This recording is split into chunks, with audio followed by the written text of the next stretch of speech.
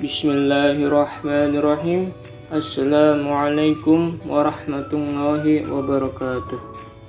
Alhamdulillahi rabbil alamin. Wassalatu wassalamu ala ashrafil anbiya'i wal mursalin wa ala alihi washabi ajmain, amma ba'du. Yang pertama-tama, tak lupa kita curahkan rasa syukur kita kepada Allah Subhanahu wa ta'ala yang telah memberikan kita nikmat iman, nikmat Islam, serta nikmat sehat al-afiat, sehingga kita bisa masih diberi kesempatan untuk menuntut ilmu.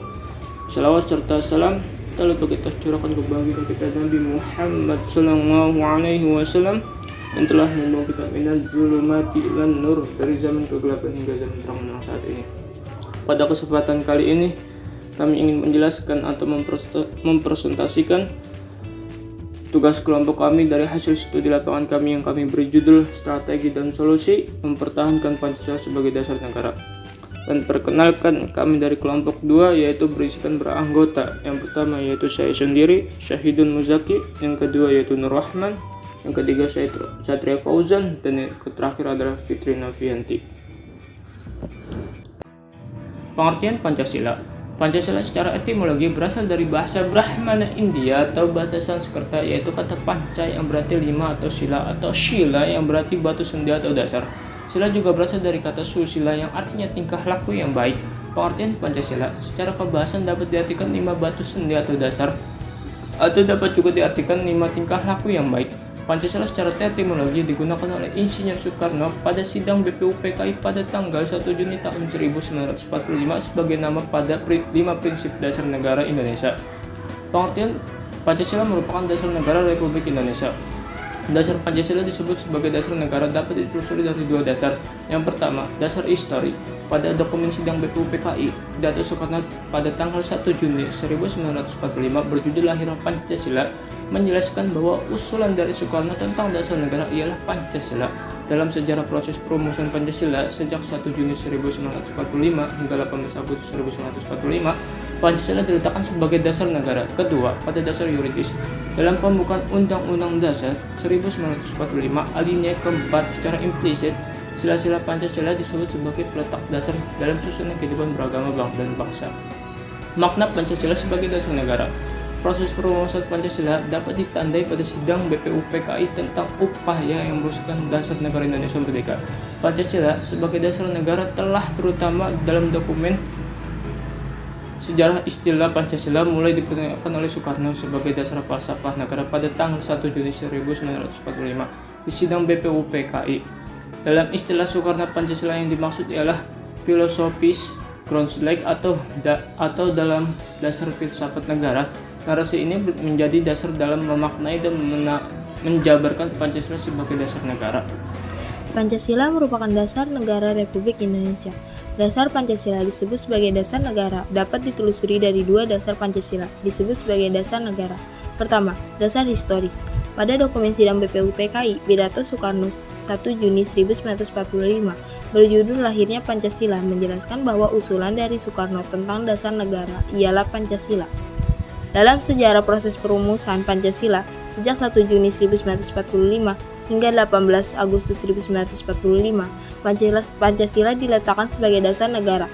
Kedua, dasar yuridis. Dalam pembukaan Undang-Undang 1945 alinea keempat secara implisit sila-sila Pancasila disebut sebagai peletak dasar dalam susunan kehidupan bernegara dan berbangsa.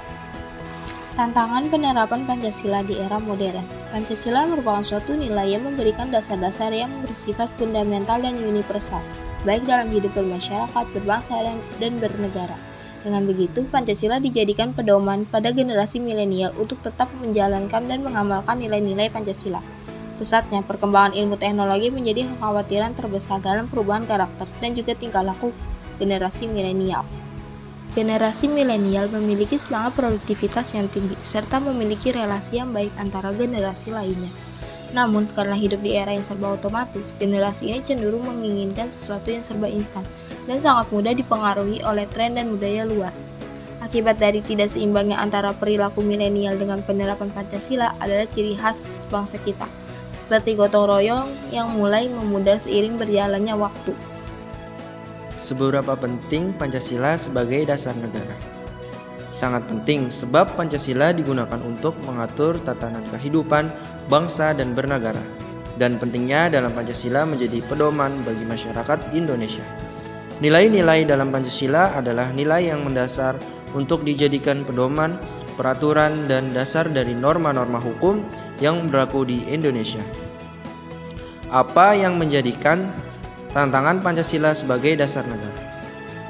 Yaitu tantangan akan lunturnya nilai-nilai Pancasila akibat dasarnya masuknya budaya asing sehingga nilai-nilai Pancasila semakin luntur dan tergantikan oleh budaya-budaya asing yang kurang sesuai dengan nilai-nilai Pancasila.